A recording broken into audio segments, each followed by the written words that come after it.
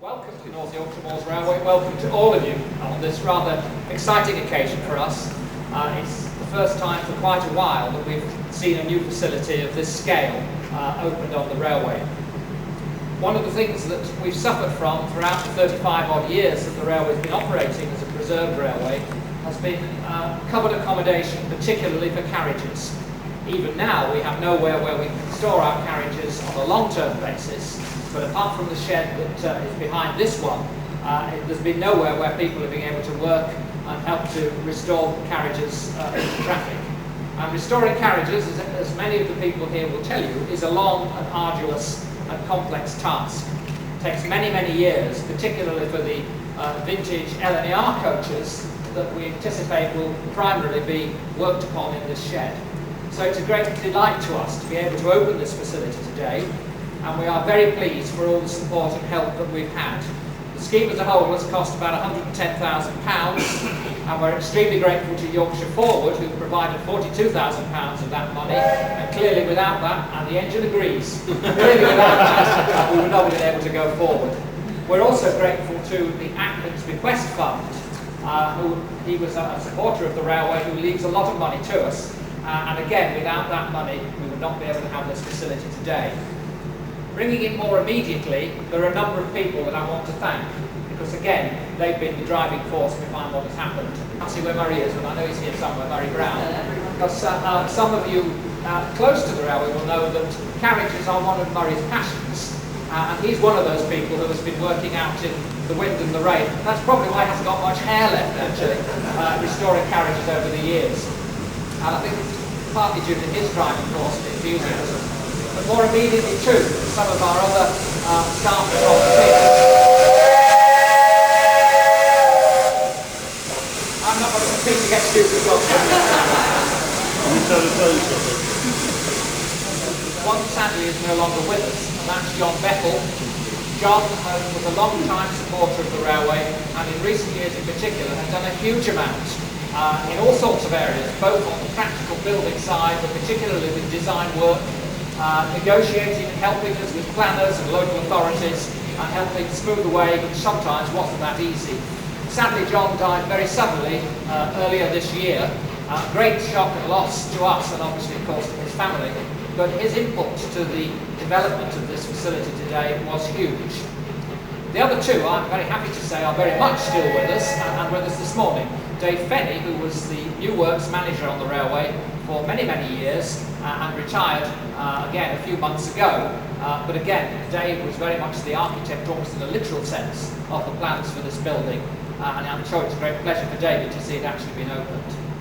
And then Nick Bealby, Nick more recently perhaps, but Nick has project managed the construction work over a very short time scale really, on quite a complex site alongside continuing to the working railway, including the carriage and wagon shed behind us that's continued to operate throughout this period. So I think those people particularly need to be warmly welcomed and recognised for their contribution, and in a sense they are stand alongside all the other VIP guests today. Well, I don't want to say very much more. We're here to formally open the shed, and in a moment or two we will do that, but I believe I'm right in saying one or two more people might want to say something before this carriage here mysteriously enters the shed. Could I ask Murry Brown to say a few words about the carriages themselves, please? And in fact, one of my few claims to fame is that I can actually say I've been snowed upon whilst inside a coach. Not badly. Now, a shed like this has absolutely transformed life, and we're going to see a bit more rapid progress after all these years. Philip did mention time scale, but he's quite right, it can take 5 or 6 years, but it's good fun. And the interesting thing is, when you take a coach to bits, everybody thinks you're scrapping it. You take a locomotive to bits, that's quite in order.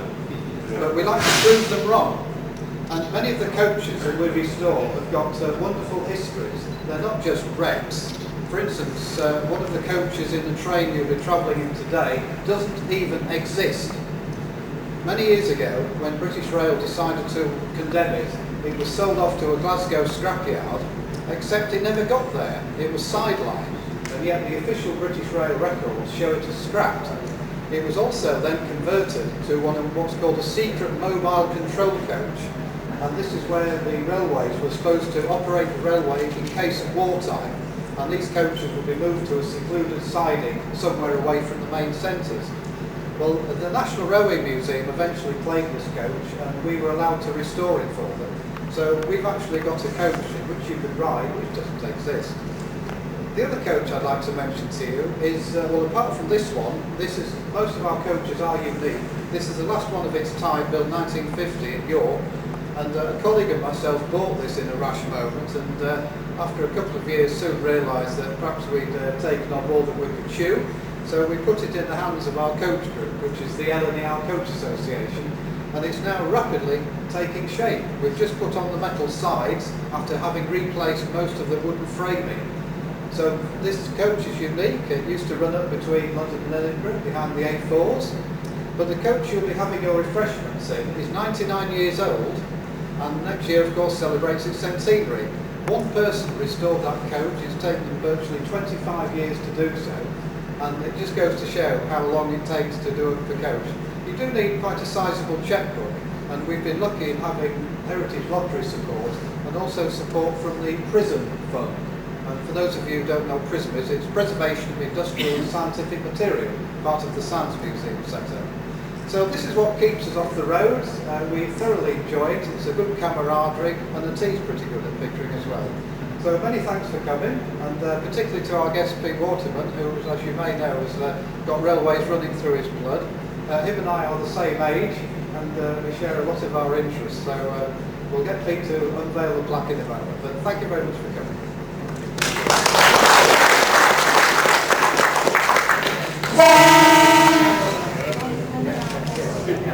Unit we're cutting to take this. The building will probably collapse. Yes!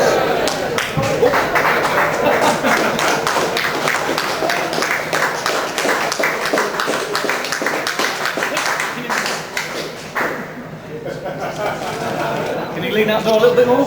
Without tumbling, that's it, thank you. There's one I cut earlier. Excellent. Cheers, Pete.